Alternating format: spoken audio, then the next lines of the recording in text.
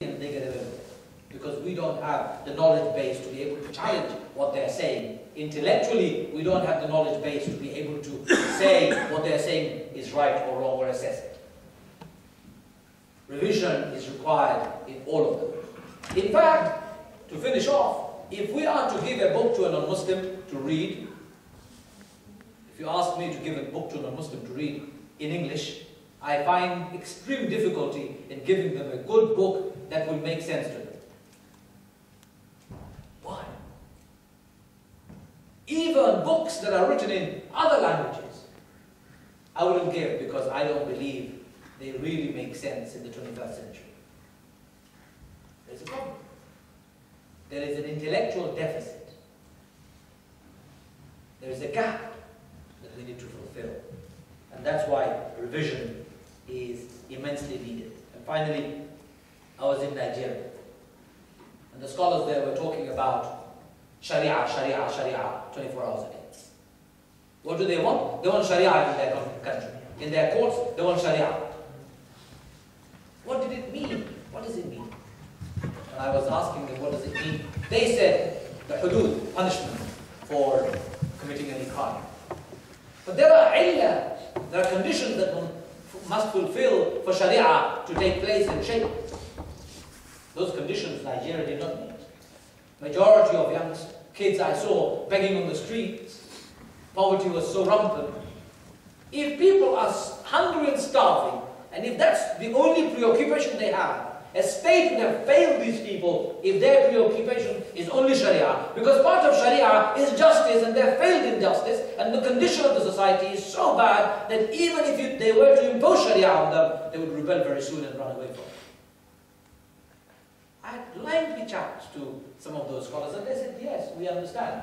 But this is a fight between Christians and Muslims. We want to score more points than the Christians. And the only way we can do is by calling for Sharia left, right, and center. Hello? Did you know Sharia needs to fulfill the conditions and must preserve and protect life, honor, property, intellect, families of everybody?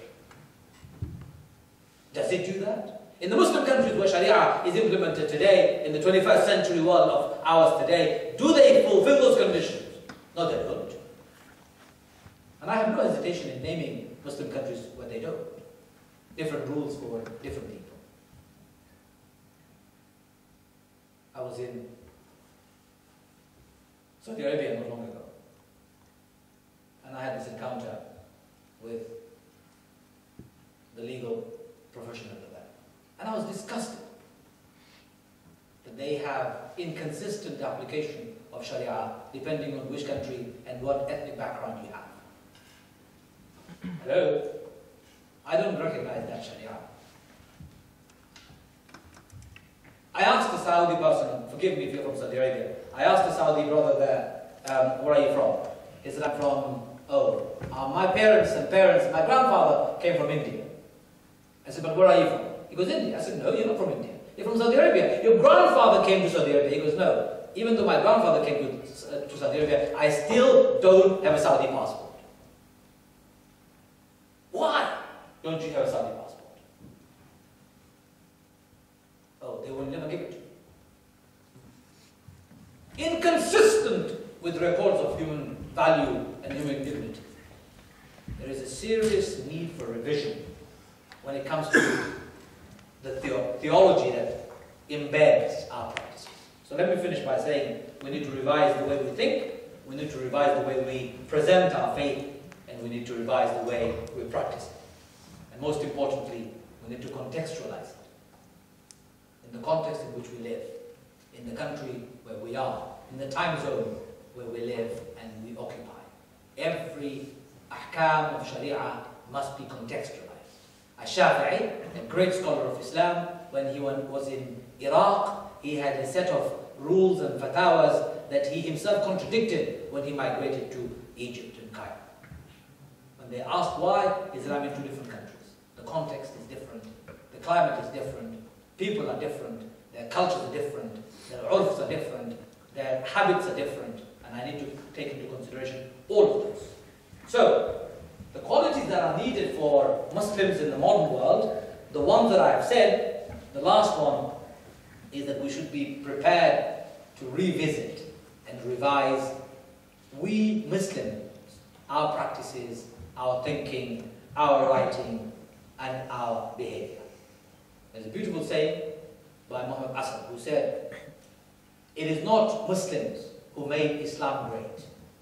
It is Islam that made the Muslims great." When they left it, when they lost their creative impulses, and when they gave up their cultural advancement, decadence and decay began. And I wholeheartedly agree with this statement and this sentiment. So in the 21st century, I think we can bring it back. The new generation of Muslims are growing up, rethinking their positions and their values, rethinking their conditions, rethinking their context. And I'm hopeful more than ever that we have the sufficient, firstly, know-how, secondly, attributes, and thirdly, sophistication to be able to put into practice our beautiful religion and change our behaviors so that it fits the time, the context, and the places we live. Thank you very much.